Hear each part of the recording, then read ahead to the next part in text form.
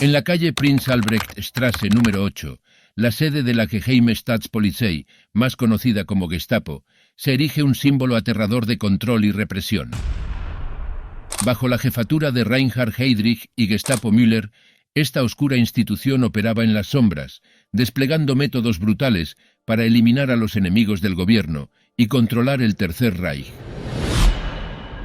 El 30 de enero de 1933, Hitler fue designado canciller de Alemania. El nuevo régimen tenía la intención de usar a la policía política de Alemania para eliminar a la oposición. Sin embargo, había que superar algunos obstáculos. Hacía 3 meses que Adolf Hitler era el canciller alemán. En su gabinete de ministros solo tenía 2 hombres que le respondían totalmente. Uno de ellos ni siquiera tenía una cartera a su cargo, era itinerante. Pero ese hombre no era uno más. Hermann Göring había acompañado a Hitler desde sus inicios y tenía una ambición inmensa. No le alcanzaba con ese cargo ejecutivo ni con su evidente influencia en el canciller. Acumuló con sigilo diversos cargos. Uno de ellos fue el de ministro de Interior de Prusia. Allí, una de sus primeras medidas fue la de aprovechar estructuras ya existentes para crear una policía de seguridad. El régimen nacionalsocialista quería establecer una policía política centralizada que rindiera cuentas directamente a la jerarquía nazi. Para crearla, tuvieron que reformar el sistema existente de policía descentralizada. Este proceso tardó varios años, hasta lograr la nazificación de todo el sistema policíaco. Ese cuerpo especial tenía como fin que la paz se impusiera en las calles luego de meses de revueltas. Sin embargo, la primera misión que se le asignó fue la persecución de los comunistas. Para ello se puso a cargo a Rudolf Diels, un antiguo funcionario policial que no era de origen nazi, pero fiable, con tendencia al oficialismo y gran capacidad de trabajo. Como nombre le pusieron la Gestapo. Göring enseguida tuvo competencia en Heinrich Himmler y Reinhard Heydrich, 2 nuevas estrellas en la jerarquía del partido que miraban con ojos golosos a la nueva organización. Himmler llevaba al lado de Hitler desde los primeros días en Múnich, donde una década antes todo el movimiento nazi había comenzado. Bajo su mando, las SS se habían expandido haciéndose con la policía bávara. Y no resultaba extraño que se interesase en el desarrollo de la Gestapo, al igual que su compañero Reinhard Heydrich, un joven nacionalsocialista listo y ambicioso. Las relaciones entre los líderes de la Alemania nazi fue una lucha constante para acercarse a Hitler y conseguir mayores cuotas de poder. La Gestapo estaba formada por oficiales de civil, conocidos como agentes de la Gestapo. La mayoría de estos hombres tenían formación profesional. Muchos habían trabajado como detectives o policías políticos durante la República de Weimar. Sin embargo, no todos los agentes de la Gestapo eran policías de carrera. Algunos llegaron a la Gestapo a través del servicio de inteligencia de las SS. Estos hombres del Sicherheitsdienst eran ideólogos nacionalsocialistas con muy poca o ninguna formación policíaca. Los contrataban como parte del plan de Heinrich Himmler para transformar el sistema policíaco en una institución impulsada por la ideología. La misión de la Gestapo era investigar y combatir todos los intentos de amenazar al Estado. Desde el punto de vista de los nazis, las amenazas al Estado abarcaban una amplia variedad de conductas. Estas conductas podían ser de cualquier tipo, desde la oposición política organizada hasta críticas de una persona sobre los nazis. El gobierno incluso definió como amenaza pertenecer a ciertas categorías o grupos de personas. Para combatir esta amplia gama de posibles amenazas, la dictadura nazi le confirió un enorme poder a la Gestapo. Una forma en que la Gestapo llevaba a cabo su misión consistía en hacer cumplir las leyes nazis. Algunas de estas leyes definían en términos amplios las críticas al régimen como amenazas a su seguridad. Por ejemplo, una ley promulgada en diciembre de 1934 declaró ilegales las críticas contra el partido y el régimen nazi. Contar chistes de Hitler podía considerarse como un ataque malintencionado contra el Estado o el partido, y entonces podía resultar en un arresto por parte de la Gestapo, un juicio ante un tribunal especial e incluso encarcelamiento en un campo de concentración. Pero la Gestapo hizo mucho más que limitarse a monitorear conductas individuales. Sus oficiales implementaron la ideología nazi, que definía a grupos enteros como enemigos raciales o políticos. Pertenecer al Partido Comunista o tener ancestros judíos era suficiente para considerar a alguien como una amenaza para el Estado y para someterlo a la atención de la Gestapo. Durante la década de 1930, la gran mayoría de los alemanes arios no tuvo encuentros con la Gestapo ni esperaba tenerlos, pero la Gestapo era una amenaza constante para los opositores políticos, los disidentes religiosos, los homosexuales y los judíos. El régimen nacionalsocialista otorgó a los agentes de la Gestapo una gran cantidad de poder para decidir la suerte de las personas que arrestaban. Lo más notable era que tenían el poder de enviar a los detenidos directamente a campos de concentración. Esto se conocía como Schutzhaft. La custodia protectora le permitía a la Gestapo pasar por encima del sistema judicial. Las personas que eran puestas bajo custodia protectora no podían consultar con abogados, apelar sus sentencias ni defenderse a sí mismos en los tribunales. En algunos casos, la Gestapo recurría a la custodia protectora incluso para anular decisiones de los tribunales. Por lo general, lo hacía cuando consideraba que la sentencia del tribunal había sido demasiado indulgente. Como institución, la Gestapo no estaba sujeta a supervisión legal ni administrativa. Esto significaba que ninguna otra institución podía anular las decisiones de la Gestapo, y ésta tenía la última palabra. La Gestapo llevó a cabo su misión de manera radical. En Alemania, aplicaban los métodos comunes de investigación policíaca. Sin embargo, lo hacían sin límites legales, investigaban denuncias del público, llevaban a cabo cateos arbitrarios y realizaban interrogatorios brutales. A fin de cuentas, los agentes de la Gestapo tenían en sus manos el destino de las personas a las que arrestaban. En ocasiones, la Gestapo iniciaba investigaciones por sí misma. Otras veces, recibía informes del público. Vecinos, conocidos, colegas, amigos y familiares podían informarle a la Gestapo que una persona estaba actuando de forma ilegal o sospechosa. Otras organizaciones nazis y de la policía también podían informar a la Gestapo acerca de posibles delitos y amenazas. En la Alemania nazi, este tipo de informes se conocían como denuncias y solían estar motivadas por la ideología, la política o por provecho personal. Las consecuencias para los denunciados podían ser muy graves. En el curso de sus investigaciones, los agentes de la Gestapo entrevistaban a testigos, cateaban casas y departamentos y realizaban vigilancia. No había límites para estas actividades. La Gestapo no necesitaba órdenes judiciales para leer la correspondencia de los sospechosos, ni para entrar en sus casas o escuchar sus conversaciones telefónicas. Mucha gente temía la vigilancia de la Gestapo, pero en realidad la Gestapo tenía personal limitado y solo recurría a esos métodos en casos específicos. No había una vigilancia generalizada de toda la población alemana, por eso las denuncias eran tan importantes. La Gestapo era famosa por la forma despiadada en que realizaba sus interrogatorios. Los agentes de la Gestapo recurrían sistemáticamente a la intimidación y a la tortura psicológica y física.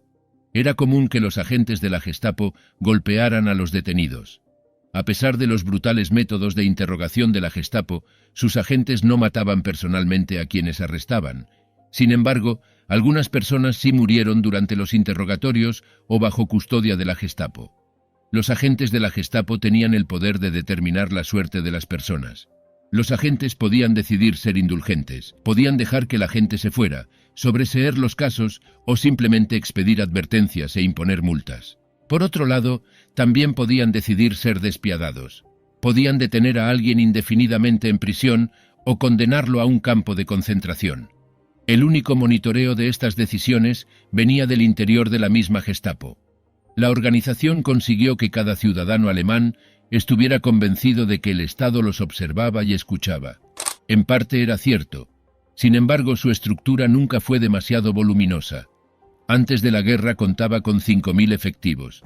En 1944, el momento en que más personal tuvo, eran 32.000. Pero se cree que más de la mitad de ellos eran administrativos, que dejaban asentada y clasificaban la información que traían los agentes que estaban en las calles. Con estas cifras, se demuestra imposible que, tal como se pensó durante años, la Gestapo tuviera en cada esquina de Alemania uno de sus empleados. Lo que sucedió fue más complejo, un sistema macabro y efectivo de terror que se hizo carne en la población. un estado de delación masiva y permanente. Se generó una trama de miedo y persecución que provocaba que la gran mayoría de la gente estuviera dispuesta a delatar a familiares, amigos y vecinos. De esos denunciantes, una mayoría estrepitosa eran varones, casi el 80%. Por lo general de clase baja, obreros o empleados de comercio. Los maridos casi no denunciaban a sus esposas, pero la mayoría de las presentaciones hechas por mujeres eran contra sus cónyuges. Por lo general, el móvil de estas era vengar infidelidades, evitar nuevos casos de violencia doméstica o maltratos. Que estas mujeres fueran violadas, golpeadas o maltratadas no era motivo para la intervención oficial, pero sí que alguno de estos victimarios se expresara domésticamente en contra del régimen. Muchas denuncias eran también devoluciones por conflictos personales entre amigos, vecinos y compañeros de trabajo. Hubo quienes fueron apresados, en medio de la contienda bélica, por hacer comentarios derrotistas en un bar. El discurso único se imponía. Un padre de familia o una ama de casa temían hacer una observación contra alguna medida del gobierno, por temor a que alguna rencilla familiar o consorcial terminara con ellos en un interrogatorio de la Gestapo. Hubo casos en que ciudadanos fueron detenidos por haber criticado la vestimenta de algún jerarca, o de la esposa de éste, en una reunión social, otros por hablar bien de algún escritor considerado un enemigo del régimen. O casos tan disparatados como el de un hombre que se autodenunció para ser detenido unos meses y de esa manera poder luchar contra su adicción al alcohol. Los interrogatorios eran célebres por su dureza y falta de humanidad. No se cumplía con ninguna norma y los apresados carecían de cualquier mínimo derecho. Solo estaban ahí para brindar más información o para ser castigados físicamente por una supuesta falta de lealtad. Las torturas eran habituales y de una crueldad manifiesta, de la que los oficiales alemanes solían vanagloriarse. Submarinos, testículos apretados con una morsa, picanas, golpes en la cara, asfixias prolongadas, huesos fracturados. Todo era válido para obtener una confesión o una delación. Algunos podían salvar su destino sin necesidad de confesar sus faltas. Para eso estaban obligados a entregar a varios ciudadanos comunes, aunque no siempre era necesaria la tortura. La manera en que la Gestapo vejaba a sus víctimas una vez detenidas estaba tan difundida que las personas hablaban antes de llegar a la tortura. Reinhard Heydrich describió cuál era la función de la Gestapo que él lideraba con rigor. Nuestra responsabilidad es salvaguardar el Volk alemán como un ser total, su fuerza vital e instituciones de todo tipo de destrucción y desintegración. Otra de las características que define casi por sí sola a la Gestapo es que 3 de las más sanguinarios y despóticos jerarcas del Reich estuvieron involucrados en su fundación y expansión: Göring, Himmler y Heydrich. De hecho, los 2 primeros fueron capaces de dejar de lado sus habituales diferencias y tensiones para conseguir que el organismo se consolidara. Pero fue Heydrich, mano derecha de Himmler, quien con su mano dura, con su falta de matices, su astucia y su impudicia, estableció el cariz inclemente de la Gestapo, tal cual lo conocemos. Reinhard Heydrich ascendió en las filas de la Gestapo de manera meteórica durante la era nacionalsocialista. Nacido en 1904, Heydrich se unió al partido y a las SS en la década de 1930. Lo poco conocido es que Heydrich no solo destacó por su brutalidad, sino también por sus habilidades organizativas. Implementó una red de espionaje eficiente y sofisticada, utilizando métodos modernos para la recopilación de información. Además, su participación en la planificación y ejecución de la Noche de los Cuchillos Largos en 1934 consolidó su posición en el círculo interno de Hitler. Adolf Hitler confiaba en él, le encargaba las peores tareas, y él las cumplía con exactitud. Era un tecnócrata criminal, nada lo amedrentaba.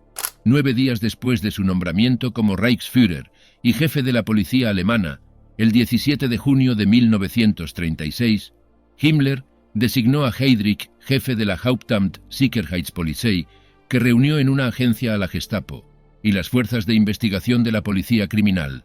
El 27 de septiembre de 1939, iniciada ya la guerra, se creó la Oficina de Seguridad del Reich, que, controlada por Himmler y Heydrich, integraba todos los servicios de seguridad alemanes. Dicha organización se dividió en 7 departamentos: Uno de ellos, el cuarto, era el de la Gestapo dirigido por Heinrich Müller. Heydrich y Himmler compartían la visión de la identidad de los enemigos a largo plazo de la raza alemana y de las medidas que tomarían contra ellos. Al igual que Himmler, Heydrich creía que la destrucción de opositores manifiestos y visibles no era suficiente para garantizar la seguridad y la supervivencia de la raza alemana según la definían los nazis. Heydrich estaba obsesionado en descubrir informaciones y denuncias, ya fueran reales o inventadas, puesto que sabía que de lograrlo, eso sería su pasaporte para entrar a formar parte de la alta jerarquía del Tercer Reich. Se llegó a decir que en su caja fuerte guardaba documentos que comprometían incluso al propio Adolf Hitler. Al frente del Sicherheitsdienst, Heydrich tenía la tarea de investigar, detener y eliminar a cualquier elemento opositor al régimen. Por ese motivo, el oficial nazi colaboró en la invasión que se estaba llevando a cabo de la Unión Soviética, y para ello creó una milicia a la que llamó Einsatzgruppen, que en realidad eran escuadrones móviles de ejecución formados por miembros de las SS, Sicherheitsdienst y otros agentes de la policía secreta de la Alemania nazi, cuya misión era avanzar junto al ejército regular y una vez tomadas las poblaciones que encontraran en su camino, su objetivo sería exterminar a los elementos que considerasen peligrosos. Se estima que aquellos escuadrones acabaron con la vida de cerca de 1 millón de personas entre líderes comunistas y gitanos. Convertido en gobernador del protectorado de Bohemia y Moravia, como sustituto de Konstantin von Neurath, para reprimir los constantes alzamientos de la población, Heydrich se ganó el apodo del Carnicero de Praga, cuando 2 semanas después de tomar posesión de su cargo, ordenó fusilar a 500 personas consideradas disidentes con el objetivo de mantener así a la población en un continuo estado de amenaza. La política de Heydrich estaba basada en una máxima muy simple: o conmigo o contra mí, lo que hizo de él una de las personalidades más odiadas por los checos, incluso más que el propio Hitler. Las órdenes de Heydrich eran perseguir sin piedad a todos aquellos que se atrevieran a levantarse contra el régimen y premiar a los que colaborasen con él. Junto con su esposa Lina, Reinhard celebraba lujosas fiestas a las que acudían miembros de la sociedad checa que habían dado muestras de lealtad al protector, los cuales eran premiados con dinero, viajes y estancias en hoteles de lujo. Heydrich acabó siendo fundamental en la solución final de la cuestión judía, para la que organizó la famosa conferencia de Wannsee, en la que se dispondrían las medidas administrativas y la logística del Holocausto. Desde septiembre de 1941, gracias a su alianza con Martin Bormann, Heydrich compaginaba sus responsabilidades de policía y seguridad del imperio de Hitler con el alto cargo de Reichsprotector de Bohemia-Moravia, en sustitución de von Neurath, destituido a causa de una oleada de sabotajes y resistencia comunista promovidos por la Unión Soviética tras la invasión alemana de este país. En ese puesto, convirtió el país en un estado de las SS, condenando a muerte a 300 personas y entregando a la Gestapo a otras 1.200, además de crear el campo de Theresienstadt y deportar a más de 30.000 judíos alemanes y checos de dicho campo al gueto de Lodz, al gobierno general y al comisariato del Reich para el Ostland. Su éxito en destruir la resistencia y cualquier tipo de oposición resultó tan aplastante que fue una de las causas de su asesinato, aunque tampoco dudaba en contratar mano de obra checa a cambio de un salario, lo que ocasionó un descenso en los sabotajes de un 73% en menos de 6 meses, pudiendo jactarse de haber pacificado el protectorado. También fue fruto de una política de palo y zanahoria, un puño de hierro, con el que castigaba a los resistentes checos, comunistas, deportaba a judíos, y un guante de seda, con sueldos, beneficios. Los círculos checos en el exilio en Londres no dudaron en realizar una espectacular acción que demostrara al mundo que el pueblo checo no se había plegado a la tiranía nazi. Así nació Antropoide, la operación que culminaría con el asesinato de Heydrich y la sangrienta represión nazi en un momento en el que el Reichsprotector se preparaba para ser nombrado Reichskommissar de todos los territorios ocupados, especialmente Francia, en la que pretendía aplicar los mismos despiadados métodos contra la resistencia gala que tan buen resultado le habían dado en Checoslovaquia. Esto le hubiese hecho ocupar una figura de tal magnitud en el firmamento del Tercer Reich que incluso, tal vez hubiese eclipsado al propio Heinrich Himmler. Según algunos autores, esa maniobra tal vez no hubiese sido permitida por la cúpula nazi, que quizá viesen en Heydrich una amenaza para los verdaderos gerifaltes del nazismo, permitiéndole moverse hacia los lados, pero no hacia arriba. Otros autores, sin embargo, mantienen que Heydrich nunca habría dejado de estar subordinado al Reichsführer Himmler. Uno de los colaboradores más cercanos de Heydrich fue Heinrich Müller. Su apodo, Gestapo Müller, se volvió legendario, resonando como un eco ominoso en los pasillos de la Gestapo. Antes del estallido de la Primera Guerra Mundial, Heinrich Müller parecía destinado a tener una carrera en la emocionante actividad de la aviación, como mecánico de aviones. Después de completar un aprendizaje en mecánica aeronáutica, ingresó a la Fuerza Aérea del Ejército Alemán y se desempeñó como piloto de avistamiento de la artillería enemiga durante la guerra. Después de la guerra, se unió a la policía de su ciudad natal y participó en la represión de los alzamientos comunistas en Baviera. Fue durante estos años turbulentos que Müller desarrolló un odio visceral hacia los comunistas, que duraría toda su vida. Durante la República de Weimar, Müller ascendió rápidamente gracias a su astucia y actitud enérgica, hasta convertirse en el jefe del Departamento de Policía Política de Múnich. Aunque se le consideraba simpatizante del Partido Popular de Baviera, cuando se produjo el golpe de Estado nazi en marzo de 1933, Müller exigió mano dura contra los partidarios de Hitler, ganándose la confianza de Heinrich Himmler y otros nazis. Con el Partido Nacional Socialista consolidado en el poder, los conocimientos de Müller sobre las actividades comunistas se volvieron cada vez más valiosos y fue ascendido a inspector penal en 1933. Aunque en ocasiones mostraba escaso entusiasmo por el partido nazi, su trabajo policial era altamente eficiente y sus métodos se ajustaban a los ideales del régimen. En 1934 se unió a las SS con el número 107.043, donde fue ascendiendo rápidamente en el escalafón, siendo conocido para distinguirlo de otro general de las SS que se llamaba igual que él, como Gestapo Müller, llegando al final de la guerra como general. A partir de 1935, el bajo y fornido cuerpo de este funcionario de Baviera, con la cabeza cuadrada de un campesino y una cara sin expresión dura, seca, ojos penetrantes y labios delgados, era virtualmente jefe de la Gestapo. A pesar de que no fue inicialmente un miembro del partido nazi, en 1936 Müller se convirtió en el jefe de operaciones de la temida Gestapo, la policía política nazi. A pesar de no ser miembro del partido nazi en ese momento, Heinrich Himmler vio esto como una ventaja, ya que Müller podía llevar a cabo acciones policiales sin estar atado a una militancia partidista. Müller dirigió la detección, infiltración y represión de las organizaciones opositoras al régimen nazi, utilizando su odio hacia los comunistas como motivación. Gracias a sus redes de información y a su fervor anticomunista, logró destruir estas organizaciones y mantener su carrera en ascenso. Müller era un purista del deber y la disciplina, un adicto al trabajo que siempre estaba al servicio que su puesto requería y servidor de la nación, independientemente del partido político que gobernara. Fue nombrado inspector de la Policía de Seguridad de toda Austria tras el Anschluss de 1938, mientras que su amigo cercano, Franz Josef Huber, se hizo cargo de la oficina de la Gestapo en Viena. Uno de los primeros actos importantes de Müller se produjo durante el pogromo sin precedentes de la Kristallnacht, del 9 al 10 de noviembre de 1938, cuando ordenó el arresto de entre 20.000 y 30.000 judíos. Heydrich también encargó a Müller durante el verano de 1939 la creación de una agencia organizada centralmente para hacer frente a la eventual emigración de los judíos. Si bien el jefe de la posterior Oficina Central del Reich para la emigración judía fue Heydrich, fue Müller quien se encargó de los detalles administrativos de la oficina.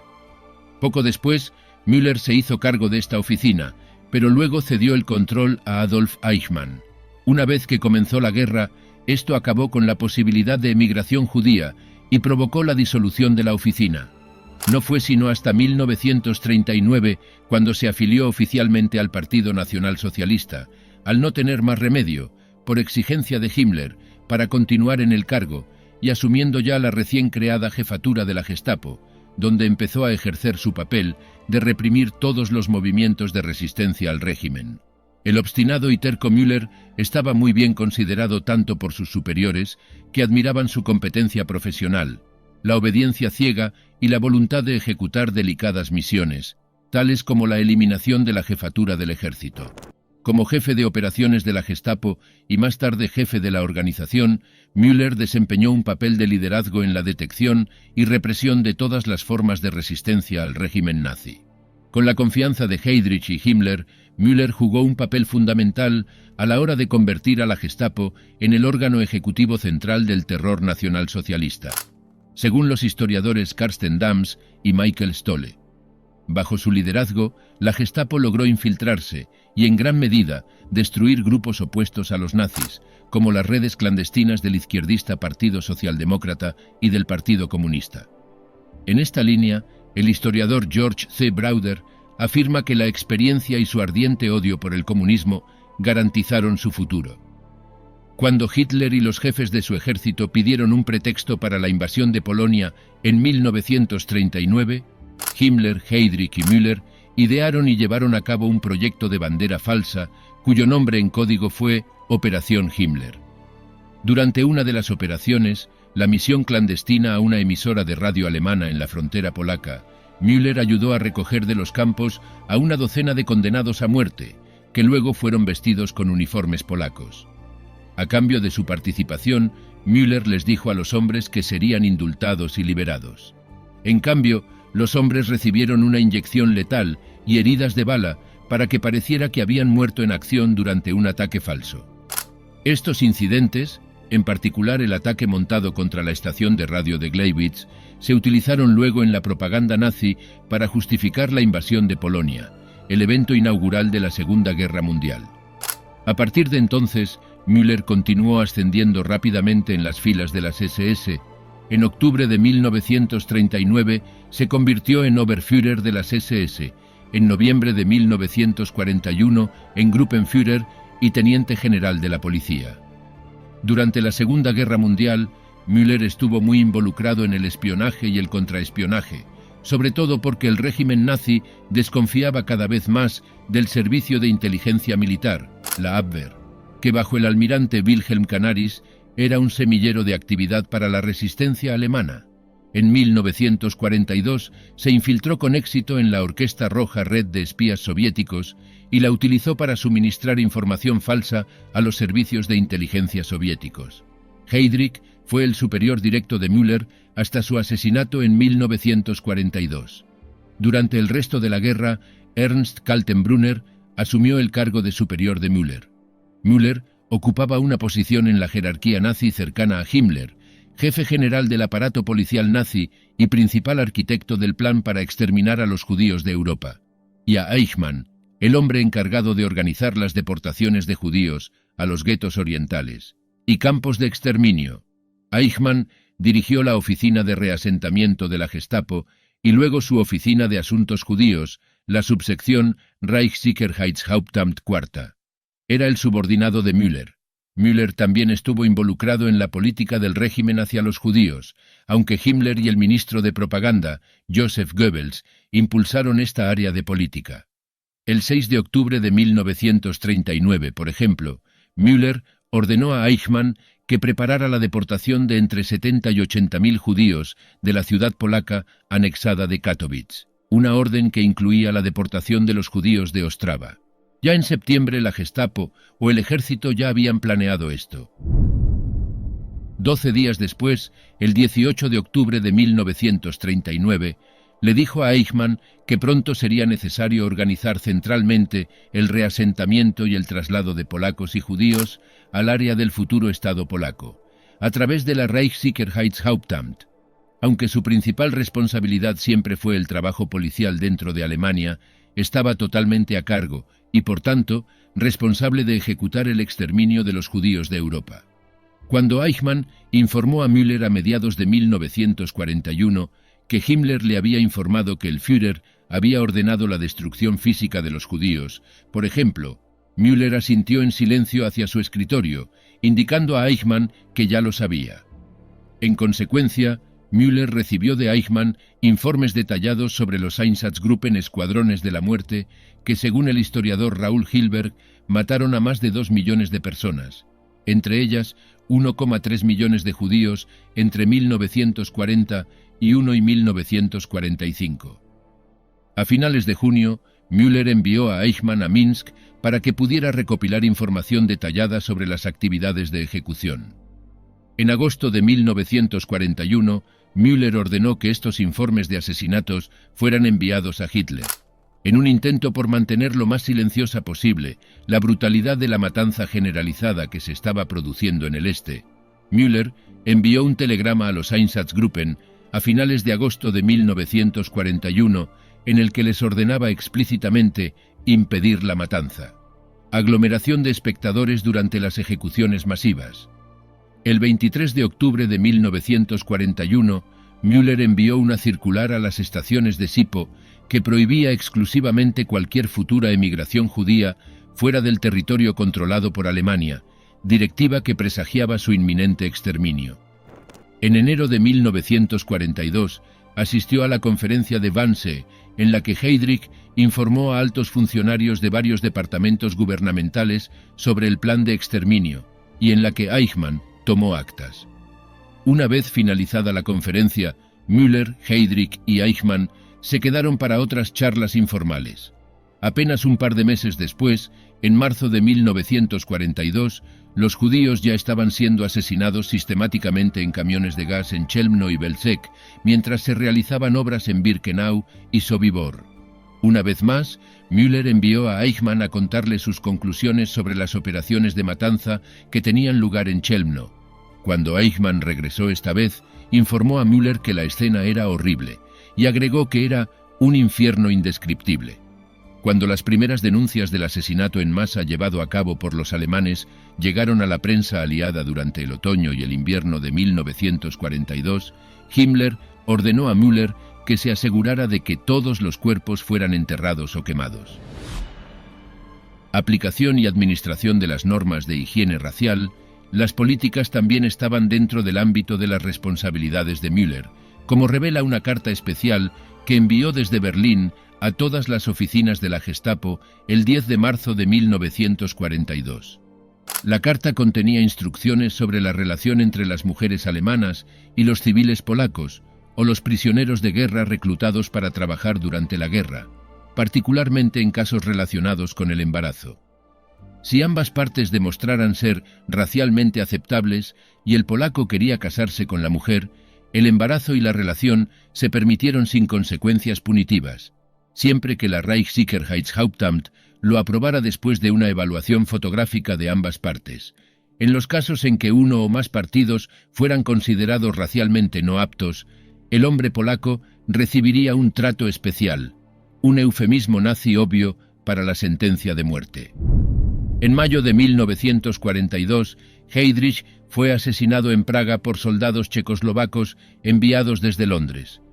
Müller fue enviado a Praga para dirigir la investigación sobre la operación Antropoide. Logró, mediante una combinación de soborno y tortura, localizar a los asesinos, quienes se suicidaron para evitar ser capturados. A pesar de este éxito, su influencia dentro del régimen decayó un poco con la pérdida de su mecenas original, Heydrich. Sin embargo, entre el momento en que Heydrich murió en 1942 y Kaltenbrunner asumió el cargo en enero de 1943, Müller jugó un papel central en la organización del Holocausto. La evidencia de la íntima participación de Müller en el Holocausto abunda en algunos de los documentos supervivientes y en el testimonio posterior de Eichmann, quien divulgó que permaneció en contacto constante con Müller. Eichmann recordó cómo Müller se reservó el poder, y si bien Eichmann organizó muchas deportaciones, solo Müller pudo escribir el número total de judíos que fueron transportados en la parte superior de los informes correspondientes. A medida que la contraofensiva del Ejército Rojo contra los alemanes desplegados en la batalla de Stalingrado a mediados de noviembre de 1942 comenzó a pasar factura, las exigencias de la guerra exigieron un aumento en la producción de armas. Müller desempeñó su papel respondiendo y facilitando la solicitud de Himmler de entre 30 y 40.000 trabajadores forzosos adicionales. El jefe de la Gestapo los reunió en centros de detención y prisiones que aún no formaban parte del sistema de campos de concentración y los envió a Majdanek y Auschwitz. En algún momento de 1943, Müller fue enviado a Roma para presionar a la Italia fascista para que cooperara en la entrega de sus judíos para su deportación. A pesar de contar con el aparente apoyo de Benito Mussolini, los esfuerzos de Müller no tuvieron mucho éxito, ya que figuras judías influyentes dentro de Italia estaban en contacto con la policía y el ejército. Apelaron con éxito a sus convicciones religiosas compartidas, italianas y judías, y los convencieron de resistir la presión nazi. En 1943, Müller tuvo diferencias con Himmler sobre qué hacer con la creciente evidencia de una red de resistencia dentro del aparato estatal alemán, particularmente la Abwehr y el Ministerio de Asuntos Exteriores. En febrero de 1943 presentó a Himmler pruebas firmes de que Wilhelm Canaris estaba involucrado en la resistencia. Sin embargo, Himmler le dijo que abandonara el caso. Ofendido por esto, Müller se convirtió en aliado de Martin Bormann, el jefe de la Cancillería del partido nazi, que era el principal rival de Himmler. Según el funcionario de SIPO y Sicherheitsdienst en Dinamarca, Rudolf Milner, el jefe de la Gestapo, Müller, le ordenó arrestar al físico atómico ganador del premio Nobel Niels Bohr en algún momento durante el otoño de 1943. Esta fue probablemente la consecuencia de que Bohr fuera mitad judío, pero su importancia científica también interesó a los funcionarios de Berlín. Afortunadamente para Bohr, una mujer alemana comprensiva que trabajaba para la Gestapo le avisó y pudo escapar a través del estrecho de Kattegat hacia Suecia con la evacuación de los judíos de Dinamarca. Más tarde, Milner afirmó convenientemente durante el interrogatorio aliado que había desobedecido la orden de Müller y había permitido que Bohr se pusiera a salvo. A principios de 1944, Müller emitió la orden nazi conocida como la Directiva de Cartucho. Este comando ordenó que los prisioneros de guerra soviéticos que habían ayudado a identificar a los comisarios políticos detenidos con el fin de su liquidación fueran ejecutados por ser Geheimnisträger, portadores de secretos. Instrucciones como estas, en medio de numerosos otros crímenes cometidos bajo su mando, convirtieron a Müller en uno de los funcionarios más temidos de Europa. Durante el reinado nazi, después del intento de asesinato contra Adolf Hitler el 20 de julio de 1944, Müller fue encargado de arrestar e interrogar a todos los sospechosos de estar involucrados en la resistencia. Más de 5.000 personas fueron arrestadas y unas 200 ejecutadas, incluido Canaris. No mucho después de que los resistentes antinazis fueran asesinados, Müller supuestamente exclamó: «No cometeremos el mismo error que en 1918. No dejaremos con vida a nuestros enemigos internos alemanes». En los últimos meses de la guerra, Müller permaneció en su puesto, aparentemente todavía confiado en una victoria alemana. Le dijo a uno de sus oficiales en diciembre de 1944 que la ofensiva de las Ardenas resultaría en la reconquista de París. En abril de 1945, Müller estaba entre los últimos leales a los nazis reunidos en el Führerbunker, mientras el Ejército Rojo se abría camino hacia el centro de la ciudad de Berlín. Una de sus últimas tareas fue el interrogatorio de Hermann Fegelein, oficial de enlace de Himmler con las SS, en el sótano de la Iglesia de la Trinidad, después de los intentos de Himmler de negociar la paz con los aliados occidentales a espaldas de Hitler. Fegelein fue fusilado después de que Hitler expulsara a Himmler de todos sus puestos. La secretaria de Hitler, Traudl Junge, relató haber visto a Müller el 22 de abril. Además, añadió que Müller había asumido las antiguas funciones de Kaltenbrunner como director de la Reichssicherheitshauptamt. Tanto Junge como el Oberscharführer Rochus Misch, el operador telefónico del Führerbunker, recordaron haber visto a Müller el 30 de abril, fecha de la caída de Hitler. Entrevista con Karin, una chica alemana que trabajó en una de las oficinas de la Gestapo. Entrevista de 1986 en Aachen. ¿Puedes empezar hablándome de ti y de cómo era la vida antes de la guerra en Aachen? Fue muy lindo para mí. Mi padre contrató hombres para una empresa minera cercana y mi madre se quedó en casa desde 1934. Yo nací en 1920 y era el menor de 4 hermanos. Recuerdo que mi padre era un veterano de la Primera Guerra. Estaba en un regimiento de artillería, al igual que su hermano Franz Schaff. Cayó en 1918 y mi padre le tenía un monumento en el salón. Aquisgrán era una ciudad muy bonita. Recuerdo haber ido a caminar por el centro y oler toda la comida que se vendía, especialmente pasteles de crema y printen. Mi madre siempre nos compraba algún regalo cuando visitábamos el centro. Diré que bajo Hitler la ciudad siempre estuvo limpia y vibrante. Mis padres decían que antes de 1930 estaba plagada de crímenes y sucia. ¿Cómo era el ambiente cuando se declaró la guerra? Yo estaba trabajando entonces. Recuerdo que llegué a la oficina y vi a todos entrometidos. Tenían los oídos pegados a la radio y mi amigo me dijo que atacamos Polonia. Esto fue el 1 de septiembre, creo. Y luego el día 3, la radio anunció que Gran Bretaña y Francia nos habían declarado la guerra. Diré que muchos en Alemania estaban incrédulos y había cierto miedo en la parte occidental del Reich. Teníamos minas cerca y fábricas que podían ser bombardeadas. Recuerdo haber sentido miedo porque los franceses habían lanzado alguna operación contra nosotros. Recuerdo que hubo informes de intensos combates en esa zona y pensamos que el ejército tal vez no los aguantaría. Tenía un hermano que fue llamado al servicio poco después de que comenzara la guerra y tuvo que irse para recibir entrenamiento. Con el tiempo se convirtió en un experto en radio y resultó gravemente herido en el este durante el verano de 1944. Lo que lo mantuvo en casa durante el resto de la guerra. ¿Cómo fue trabajar para la Gestapo? No es tan siniestro como pueda parecer. Se trataba de la policía estatal y la oficina a la que me asignaron tenía jurisdicción sobre nuestro estado o Gau. Mientras que mi tiempo en el cargo político se ocupaba únicamente de asuntos partidistas como la pérdida de insignias partidarias y las finanzas, la policía se ocupaba de cuestiones criminales. La policía estatal tuvo que vigilar a los antiguos marxistas y a los que se oponían al Estado, lo que no era tan malo como se cree hoy. Nuestra carga de trabajo era ligera y consistía principalmente en observar a conocidos opositores del Estado. Escribí informes para los oficiales asignados a investigarlos. La oficina también investigó a exmiembros del Frente Rojo y examinaría las denuncias de sentimientos y actividades promarxistas. Recuerdo que el primer caso que tuve que tipificar fue el de un ex-líder que amenazó a un empleado. Fue arrestado por intimidación política, pero solo le impusieron una sentencia leve. Recuerdo haberlo visto traerlo después de su sentencia y darle una estrella hablando con el jefe de nuestra sección. Algo que vale la pena decir es que la policía no espiaba a la gente, solo actuaba ante las denuncias de los ciudadanos.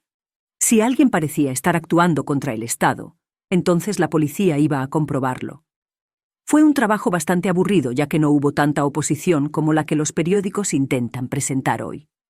Todo el Frente Rojo se disolvió y muchos se unieron a las SA u otras organizaciones. Mi padre odiaba eso. Tenía muchos en su oficina que solían ser sindicalistas rojos. Ahora, cuando comenzó la guerra, las cosas cambiaron. Los agentes enemigos eran una amenaza en todas las áreas. La policía entonces estaba muy ocupada investigando denuncia tras denuncia de trabajadores extranjeros y prisioneros de guerra. El gobierno permitió la entrada de muchos trabajadores e incluso dejó salir a los prisioneros a trabajar. En 1941 recuerdo que había un agente capturado en Aquisgrán con mapas que mostraban lugares para que los británicos bombardearan. Fueron enviados a Berlín, donde estoy seguro de que no tuvieron un destino agradable. Aquisgrán no tenía una gran producción bélica, así que siempre pensé que estábamos a salvo de las bombas, pero en esto me equivoqué. Recuerdo que fuimos bombardeados muy temprano en la guerra, y luego, en 1941, sucedieron algunos grandes. Las verdaderas bombas terroristas llegaron en 1943 y 44. Destruyeron gran parte de la ciudad. Recuerdo que se tomaron medidas especiales para proteger las numerosas iglesias antiguas. Uno era el lugar de descanso de Carlomagno. Se pusieron equipos en espera en cada redada para apagar incendios. Una vez recuerdo que las sirenas no sonaron y se investigó como sabotaje por parte de agentes enemigos. Un mito que debo mencionar es que nadie usaba las gabardinas de cuero que muestran en Hogan's Heroes. Nuestros oficiales simplemente vestían trajes normales con una insignia especial para mostrar. Algunos vestían uniformes de policía dependiendo de la rama en la que se encontraban. Sé que siempre teníamos que estar en guardia contra los espías. Recibimos entrenamiento especial sobre cómo enviarían hombres guapos para tratar de obtener información. Mi tiempo era aburrido de esta manera. Nadie jamás intentó obtener información de mí. Vivía todavía en la ciudad cuando comenzó la batalla por Aquisgrán y cómo fue su final. No, nuestra casa fue bombardeada en 1944 y eso fue todo para nosotros. Mi hermana mayor trabajaba en una fábrica en el norte. Otro hermano estaba en el edificio del Servicio de Trabajo de las Defensas en Francia. Teníamos muchos refugios antiaéreos que nos protegían, pero el ataque que afectó a nuestra casa también afectó a la oficina en la que trabajaba. Mi padre decidió mudarnos lejos porque era muy estresante estar bajo las bombas. Todos ya habíamos tenido suficiente, nos mudamos a Duren, así que me perdí la batalla. La mayoría de los civiles abandonaron la ciudad cuando los estadounidenses se acercaron. Fue en el otoño de 1944, creo. A estas alturas les diré que todos queríamos que todo terminara, porque la gran mayoría de los alemanes sabíamos que la guerra se perdió en el verano de 1944 y que cualquier esperanza de victoria se había esfumado. Todavía teníamos una pequeña esperanza para las armas milagrosas, pero casi todos los pensamientos de victoria se habían esfumado. Me entristeció dejar Aquisgrán, pero al mismo tiempo la ciudad que conocía había desaparecido. La mayoría de los edificios eran solo estructuras. No era seguro. Recuerdo que la pared de un edificio se cayó sobre una amiga de la familia que paseaba a su perro. Los bomberos tuvieron que salvarla y quedó bastante golpeada y con muchos huesos rotos. Podía oír los combates en todo el camino en Duren y fui a trabajar para mi padre en su oficina. Mi madre cosía para el ejército. Cada uno hacía su parte. Estábamos con muchas otras personas que habían huido de las ciudades más grandes. Finalmente pudimos dormir un poco. Los estadounidenses llegaron hacia el final y recuerdo que no me alegré en absoluto de verlos. A todas las mujeres jóvenes se les dijo que permanecieran escondidas. La violación era una posibilidad muy real y conocí chicas después de la guerra que habían sido atacadas. Recuerdo haber visto a la gente tratada con rudeza cuando teníamos que presentar documentos a los soldados. También vi a los soldados patear a los prisioneros pensando que eso era innecesario. A cualquiera que protestaba le gritaban o golpeaban. Se llevaron a mi hermano porque estaba en el ejército, pero tenía problemas para caminar debido a las heridas. Fueron muy duros con él, haciéndolo ponerse de pie y caminar cuando veían que era difícil. Nadie podía hacer nada por ninguno de ellos. Si protestabas vendrían a por ti, así que aprendiste a quedarte callado y a estar de acuerdo con todo.